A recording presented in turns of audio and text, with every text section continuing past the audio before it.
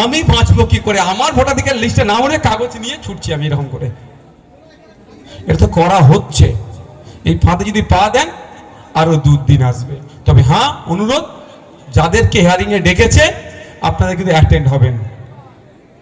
রাগ দেখিয়ে গেলে কেউ ঘরে বসে থাকবেন না, এটা অনুরোধ করছি। আর আমার এত পাওয়ার নাই যে বুথে বুথে নিজে করে দিতাম, সেই পাওয়ারটা আমার নাই। কিন্তু কোনো বুথের যদি ভোটার লিস্টের নাম কারো বৈধ কেটে যায়, তাকে ফিরিয়ে নিয়ে আসার লড়াই করার পাওয়ার আপনারা আমার হাতে দিয়েছেন। যেদিনকে রাজ্যের দেবেন দায়িত্ব, সেদিনকে সুদিন ফিরে এসে যাবে, এই নোংরামিটা বন্ধ হয়ে যাবে। ধন্যবাদ সকলকে। আপনার মেয়ের বিয়ে আছে, আপনার ছেলের বিয়ে আছে, আপনার পরিবারের কারো অপারেশন ছিল, আপনি অভিভাবক, তাছাড়া হবে না। 27 তারিখে আপনার ডাক পড়েছে, আপনি একটা অ্যাপ্লিকেশন করে জমা দিয়ে দিন। এই আরোকে বা আরোকে রিসিভ নিয়ে নিন, পরে ডেট দেবে আপনাকে। অযথা আপনাকে আমাকে পাজেল করেছে, ব্রেনকে ডাইভার্ট করে দিচ্ছে।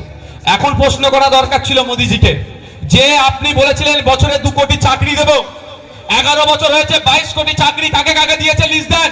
এই প্রশ্নটা করার দরকার ছিল মোদিজিকে।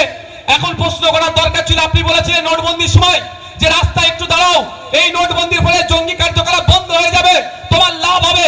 আমরা আপনার কথা শুনে রাস্তায় দাঁড়িয়ে আমরা অনেক কষ্ট করেছিলাম, কিন্তু এখন জঙ্গি কার্যকলাপ বেড়ে যাচ্ছে কেন, বন্ধ করতে পারেন না?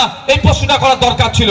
প্রশ্নটা করার দরকার ছিল এখন মোদিজিকে, যে আপনি বলেছিলেন কালো টাকা ফিরিয়ে নিয়ে আসবো বিদেশ থেকে, 15 লক্ষ করে টাকা দেবো, কার অ্যাকাউন্টে 15 পয়সা গিয়েছে তার তথ্য দেন। এখন প্রশ্ন করা দরকার ছিল মোদিজিকে, 1 টাকা সমান 1টা ডলার পাবো, কিন্তু 2014 সালে 61 টাকা দিলে 1টা ডলার পেতাম, এখন 90 টাকা দিলে 1টা ডলার পাচ্ছি কেন, এত টাকার মান কমে যাচ্ছে? এই প্রশ্নটা করার দরকার ছিল।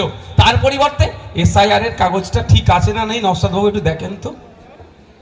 মানে বুঝতে পারছেন মাইন্ডকে কেমন ঘোরাচ্ছে? প্রশ্ন করার দরকার ছিল মমতা ব্যানার্জিকে, যে আপনি বলেছিলেন সরকারি কর্মচারীদের কেন্দ্রীয় সমানে দিয়ে দেবো, আপনি বলেছিলেন 10,000 মাদ্রাসা দেবো, আপনি বলেছিলেন এসটি/এসসি ভাইদের আপলিফমেন্ট করব, আপনি বলেছিলেন দলিত ভাইদের এগিয়ে নিয়ে যাব, আপনি বলেছিলেন ওয়াকফ সম্পত্তি উদ্ধার করব। এখন কি অবস্থায় আছে? প্রশ্ন করার দরকার এইগুলো। এর পরিবর্তে আমরা কি করছি? এফিডেভিট করতে বারুইপুর কোর্টে যাচ্ছি। কোন উকিলের কাছে এফিডেভিটটা করব? এফিডেভিটটা কোন উকিলের কাছে করব? এই এফিডেভিটের চক্করে পড়ে লাইনে দাঁড়িয়ে আমরা সব আমাদের সাবজেক্টকে ভুলে যাচ্ছি। সাবজেক্ট হচ্ছে সরকারকে প্রশ্ন করা, সাবজেক্ট হচ্ছে প্রশ্ন করা। গতকালকে দেখছিলাম একটা ভিডিও, বিহারে সরস্বতী পুজো করতে গেলে নাকি লাইসেন্স লাগবে।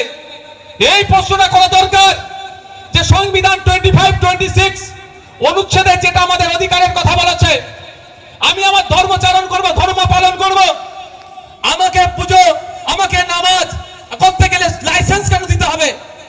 এই প্রশ্নটা করার আজকে দরকার।